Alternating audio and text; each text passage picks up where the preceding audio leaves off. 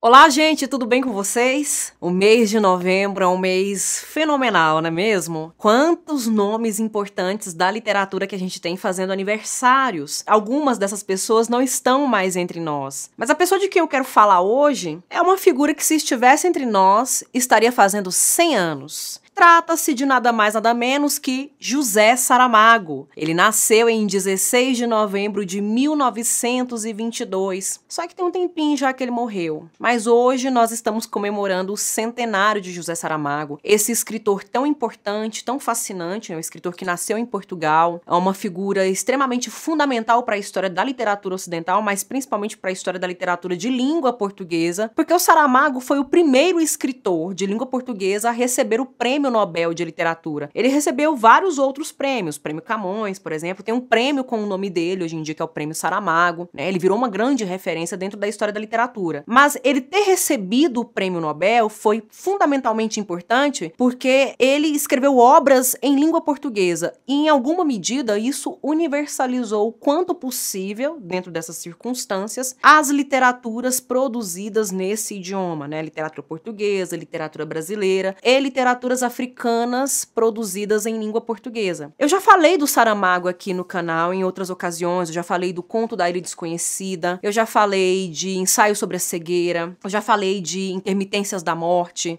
Saramago é um dos meus escritores preferidos, mas é um prosador extremamente desafiador, porque seus textos apresentam muitas digressões, apresentam muitas voltas, elucubrações, né? Sempre em meio à narração dos fatos, em meio a enredo, o escritor vai inserindo ali uma voz de narrador, uma voz narrativa que está sempre articulando ou entabulando uma conversa com o seu leitor, com a sua leitora, um narrador extremamente irônico, extremamente sarcástico. E para marcar essa data tão importante, né, para nós que apreciamos a literatura saramaguiana, né, desse grande mago das palavras, hoje eu venho com um conto deste livro, O Objeto Quase. É um livro de título muito interessante, porque a gente tem aí um hipérbato, né? O hipérbato é a figura de linguagem em que a gente inverte, modifica a posição dos termos sintáticos dentro das expressões, dentro das sentenças, e em geral em língua portuguesa o advérbio vem antes do substantivo, mas aqui a gente tem essa modificação, essa inversão, né? Em que o substantivo vem primeiro e o advérbio vem depois. É um livro de contos, nós temos aqui dentro deste livro 6 contos,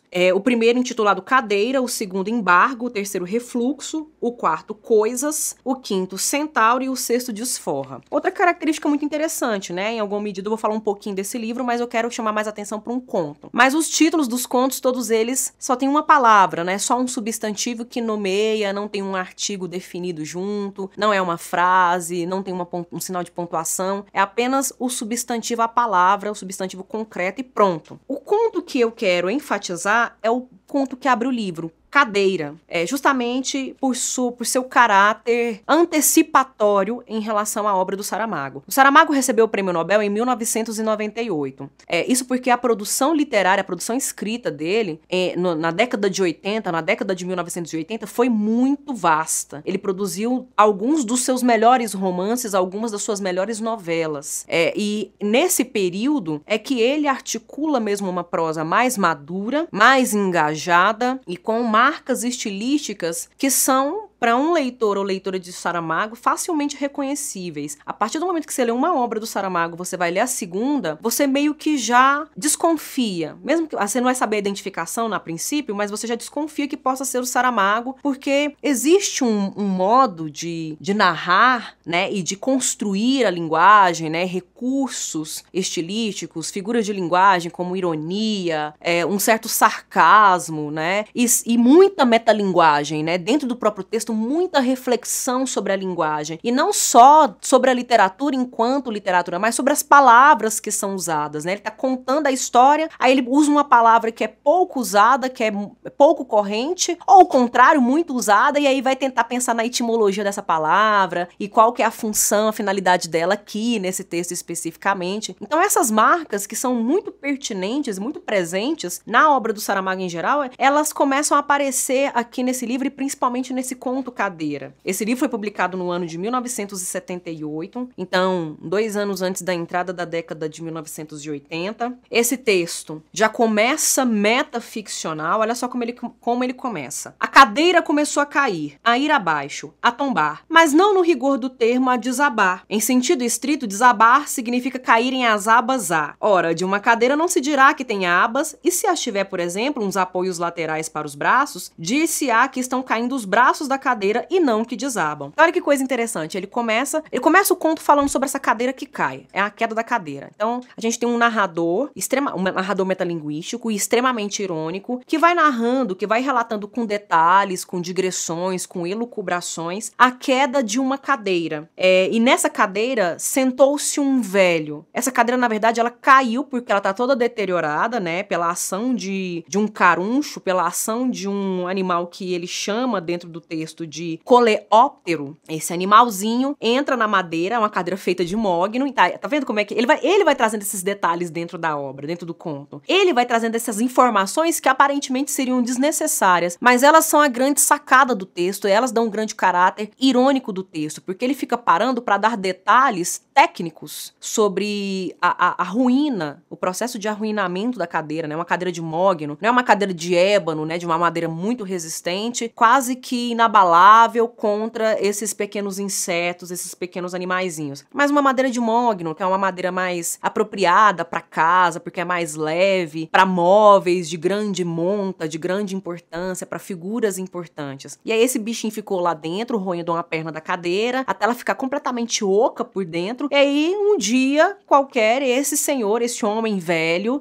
esse idoso, senta na cadeira, vai se mexer na cadeira e o peso fica desequilibrado, mal distribuído, a cadeira vem, pá, desaba e ele cai junto. O que é curioso aqui é que essa queda, esse senhor, esse velho que sentou na cadeira é Antônio Salazar, um dos piores ditadores que a Europa enfrentou no século XX. Foi um ditador de Portugal, extremamente autoritário, totalitário, tirânico, simpatizante e praticante de ideias e de medidas nazifascistas, uma figura hedionda e monstruosa. E essa queda foi a responsável, ele sofreu esse acidente mesmo, ele bate a cabeça e depois de bater a cabeça ele vem a óbito, ele morre. Essa queda foi que provocou a morte do Salazar. Então o que é interessante nesse conto? A gente tem no conto uma queda que a gente poderia dizer que ela é literal, mas ela também é simbólica, ela é metafórica, porque não é só a queda da cadeira, mas é a queda do homem sentado na cadeira, do velho sentado na cadeira, que numa perspectiva macro significa a queda do salazarismo, a derrubada do poder de Salazar, do regime salazarista que havia se instaurado em Portugal durante quase que 60 anos, né? Foi muito tempo, 50, 60 anos, a vida inteira de muitas pessoas, né? Muitas pessoas chegaram a morrer sem ver Portugal respirar novamente uma democracia, Portugal voltar a ser um país republicano, né? O que é muito triste. Então, em alguma medida, esse animal, esse coleóptero, dentro do texto, ele é alçado à posição de herói nacional. E aí esse é a grande sacada irônica do texto. E o texto ele é todo atravessado por um tom humorístico, por um tom cômico, justamente por ele contar de um episódio aparentemente banal, mas com uma certa seriedade, porque era um episódio banal que vira um episódio decisivo para a mudança de um país inteiro, de um povo inteiro, provocado por algo mais banal ainda, que são esses pequenos insetinhos que corroem e destroem nossas coisas, né? Bichinho que rói livro, bichinho que rói papel, bichinho que rói pano, tecido, roupa e por aí vai. Essa é a grande sacada, porque ele fica oscilando entre o que é realmente importante, de grande significância e relevância, motivado por coisas relativamente pequenas. E tudo isso marcado por um certo barroquismo linguístico, porque a linguagem de Saramago, ela vai ganhando contornos, ele flerta mais com um certo barroco, com uma certa erudição, com um certo até rebuscamento, o que pesa ainda mais o caráter irônico, sarcástico e até metalinguístico do seu texto, porque às vezes ele usa certas palavras e aí ele começa a refletir sobre o sentido das palavras. Olha só esse trecho. Mas verdade é que desabam chuvadas. Digo também, ou lembro já, para que não aconteça cair em minhas próprias armadilhas. Assim se desabam bátegas, que é apenas modo diferente de dizer o mesmo. Não poderiam, afinal, desabar cadeiras, mesmo abas não tendo? Aí é muito interessante ele usar essa palavra bátegas, né? Porque bátegas também significa chuvarada, significa pancada de chuva. Ele repete a afirmação que ele está fazendo, usando outro termo, só para poder tecer considerações sobre esse termo e até, de certo modo, explorar um vocabulário mais requintado, mais vasto, de mais amplitude. É como se num texto desse,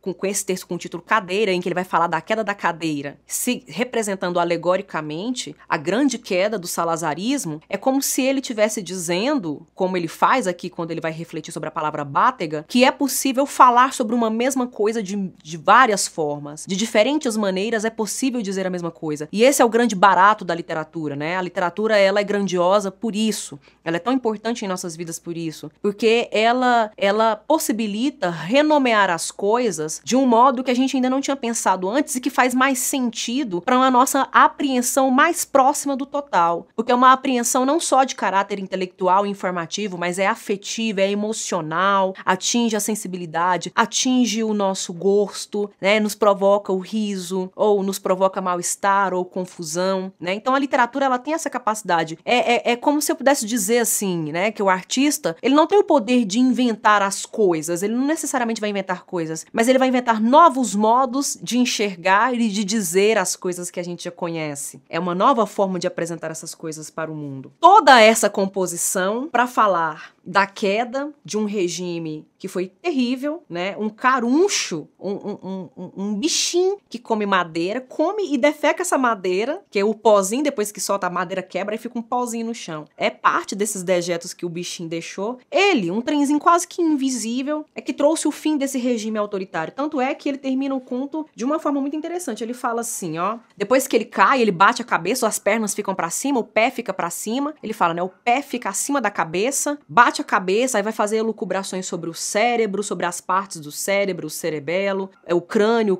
é uma caixa óssea que guarda o cérebro não serve somente para pensar, mas para outras coisas, né, que ele vai fazendo essas considerações, né, são digressões que ele vai fazendo no texto, mas indiretamente, né, por extensão, o fato do coleóptero ter ruído a parte interior da perna da cadeira e ter feito o velho que senta na cadeira cair, bater na cabeça no chão, a cabeça bate e quica, ela levanta e bate de novo, onde bate gera uma espécie de traumatismo craniano que depois gerou, né, um coágulo do sangue, inchou e provocou a morte do indivíduo aqui, né, do Salazar. Simbolicamente, é como se ele dissesse que esse coleóptero que roeu, que devorou o interior da cadeira, também, por extensão, devorou o interior da cabeça, do pensamento, do cérebro desse sujeito tirânico que já deveria ter sido eliminado e abrir espaço para a democracia. Olha só o que ele fala. Uma passagem carinhosa de pente poderia compor tudo nessa superfície que vemos, né? No cabelo, o cabelo que ficou bagunçado e levantou um galo. Mas seria inútil. Sobre outra superfície, a do córtice, acumula-se o sangue derramado pelos vasos que a pancada seccionou naquele ponto preciso da queda. É o hematoma. É lá que neste momento se encontra o anóbium, que é como ele chama, né? Ele pega nomes científicos e também nomes de personagens para atribuir ao coleóptero. É lá que neste momento se encontra o anóbium preparado para o segundo turno. Buck Jones limpou o revólver e mete novas balas no tambor. Já aí vem buscar o velho. Aquele raspar de unhas, aquele choro é das hienas. Não há ninguém que não saiba. Vamos até a janela. Que me diz a este mês de setembro? Há muito tempo que não tínhamos um tempo assim. Novos tempos chegando, né? O conto, na verdade, ele gira em torno desses três personagens. Tem esse narrador, que é uma figura central, que tá sempre conversando com o leitor, com nós, leitores e leitoras, mas tem esses três personagens, né? O velho, que senta na cadeira, a cadeira também funciona como uma espécie de atora dentro da, né, atua dentro do texto, e o coleóptero, que é alçado à posição de herói nacional por ter libertado Portugal e ter libertado os portugueses do regime salazarista.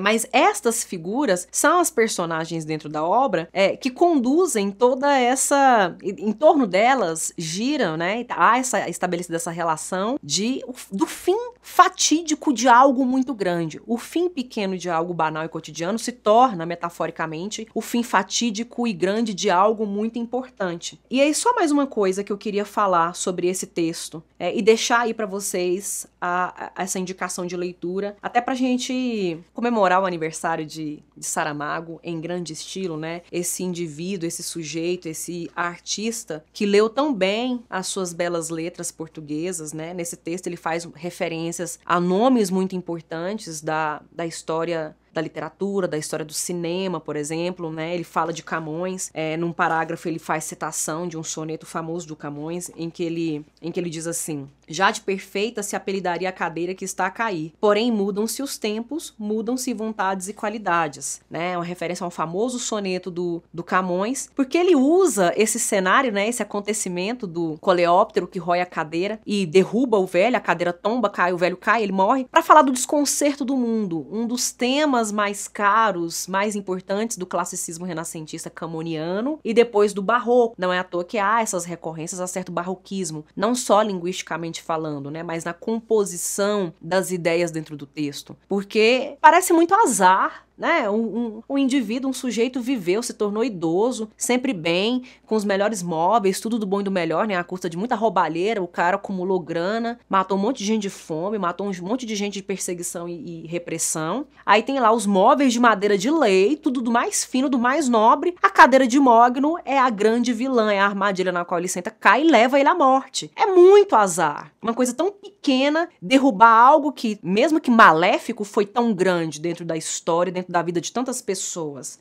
E, além disso, há um outro detalhe também fundamental que esse texto merece de atenção, que é um certo tom cinematográfico. Esse conto aqui é extremamente visual. Primeiro porque, na verdade, ele faz muitas referências a personagens de cinema. Ele faz referência a Chaplin, ele faz referência a filmes faroeste, né? Quando ele começa a colocar nomes no caruncho, ele começa a colocar nomes nesse animalzinho, e os nomes são nomes de personagens de filmes do Velho Oeste. São os grandes pistoleiros que sacam a arma e atiram, né? Matam o seu antagonista, o seu adversário, que é o que o coleóptero faz. Mas também pela composição das cenas, né? Em alguns momentos há uma velocidade maior, em outros momentos há uma desaceleração, há a presença de certos flashbacks, porque o texto ele começa como as epopeias começam, né? Em media res, que é no meio das coisas. O texto começa com a cadeira já caindo. E aí depois ele vai por meio das digressões contando desde que a cadeira foi fabricada, com que intenção ela foi fabricada, depois vendida, de onde veio o coleóptero, como ele entrou na madeira, como ele ficou anos e anos desgastando a madeira até chegar naquele dia da queda da cadeira de novo, que é onde ele começa o texto. Então é algo realmente muito, muito instigante. Saramago é um dos melhores escritores que o século XX produziu mesmo. É o cara que veio do nada praticamente, né? Classe trabalhadora, alfabetizado tardiamente,